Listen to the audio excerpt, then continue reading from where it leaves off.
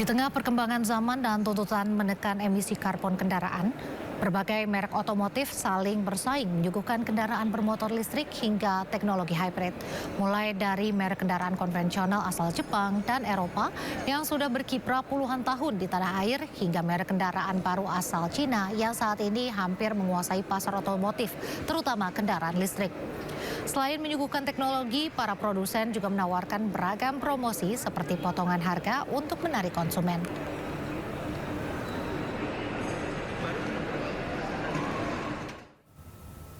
Pameran otomotif Gaikindo Jakarta Auto Week atau GJAW 2025 terus menarik perhatian warga.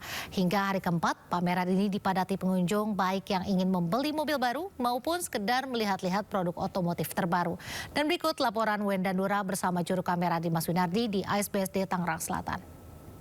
Pemirsa, saat ini saya berada langsung di Gaikindo Jakarta Auto Week 2025, di mana Gaikindo Jakarta Auto Week ini merupakan pameran otomotif berskala besar, yang mana ini di dalamnya tidak hanya ada mobil-mobil saja, tapi juga produk-produk otomotif lainnya.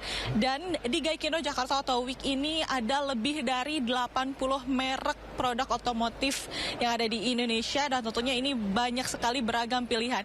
Dan ada yang menarik perhatian saya, di belakang saya ini ada camper van yang mana ini sedang menjadi perbincangan hangat ya, terutama untuk di keluarga-keluarga muda. Jadi memang di Gaikindo Jakarta Auto Week ini tidak hanya memamerkan mobil-mobil konvensional saja, tapi juga ada mobil-mobil dengan jenis lainnya seperti yang tadi sudah saya katakan. Di sini ada camper van, ada juga mobil-mobil bis, ada juga mobil truk, dan banyak sekali. Dan yang menariknya di sini itu bisa langsung test drive. Jadi untuk Anda pengunjung yang tertarik dengan salah satu produk mobil ini bisa langsung mencobanya, jadi bisa mengetahui langsung gitu. Dan juga di sini bisa membandingkan antara produk yang satu dengan produk yang lainnya, karena memang bisa melihat berbagai produk dari satu lokasi yang sama. Bahkan di sini juga banyak sekali promo-promo menariknya dan bisa didapatkan langsung di tempat begitu. Jadi memang ini ramai sekali, dan Gaikindo Jakarta Auto Week ini akan berlangsung hingga tanggal 30 November 2025 nanti.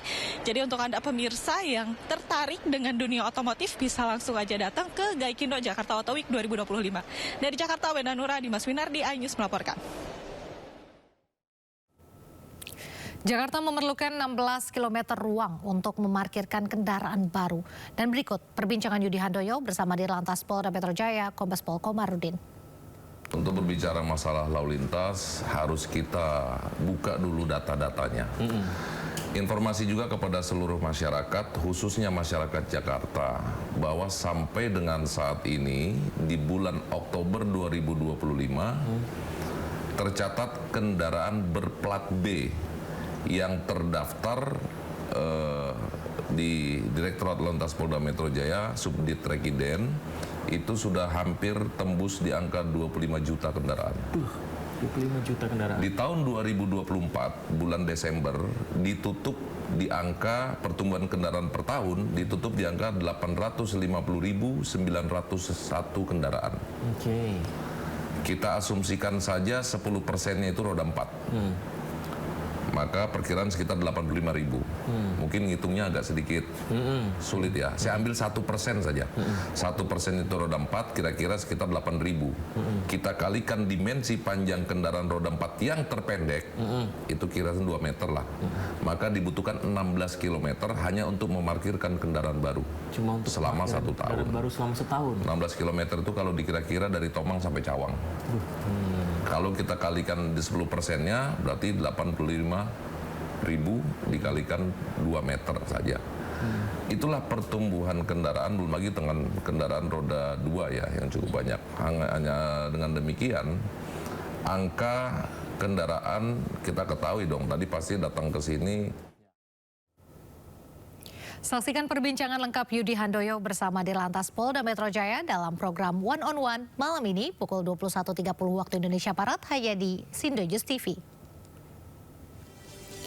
Tentara Israel kembali melancarkan serangan udara ke Beirut, Lebanon. Informasi yang usai jeda tetap di Sindo Sore.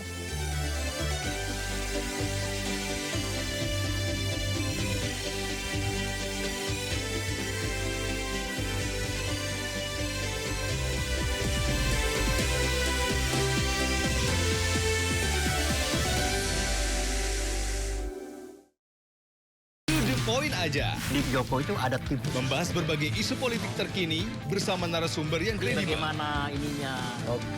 Bawahnya ada bunker, tempat naruh uang. Di rumahnya siapa? Jokowi. Jadi orang harus hati-hati ya masyarakat. Membahas berbagai isu politik Saya terkini. senyum aja. Roy Suryo ya, terus si Rismo Ampipa 100% masuk bui. Bersama narasumber yang kredibel. To the point aja. Jumat pukul 9:30 malam di Sindo News TV. Menguak kasus hukum dan politik di Indonesia. Baru kali inilah namanya ada pembunuhan terhadap seorang diplomat. Mengedepankan objektivitas dan juga fakta yang ilmiah. Orang yang pantas menjadi polisi, inilah yang sebetulnya gunakanlah hati nuraninya.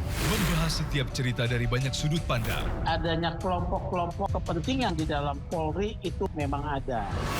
Jangan lewatkan Inside Story.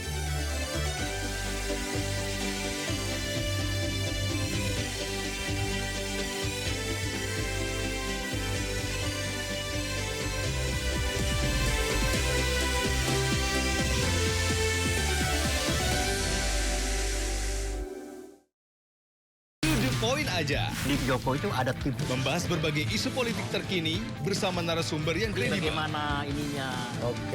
Bawahnya ada bunker, tempat naruh uang.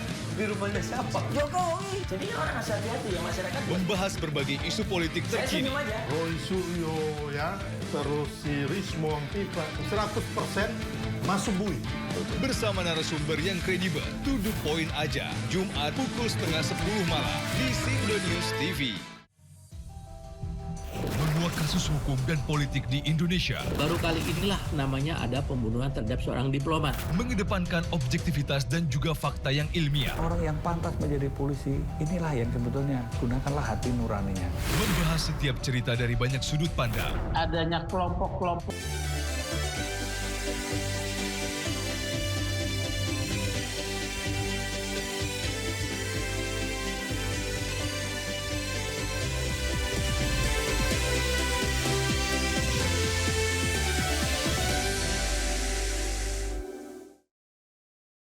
Poin aja. Di Joko itu ada tim. Membahas berbagai isu politik terkini bersama narasumber yang kredibel. Bagaimana ininya?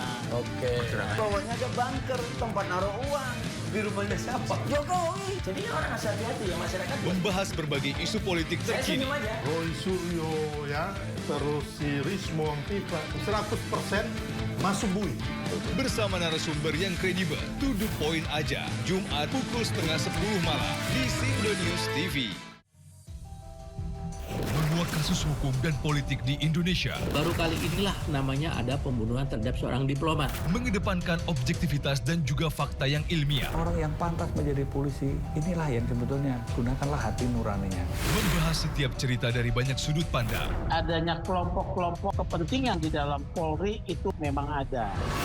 Jangan lewatkan Inside Story.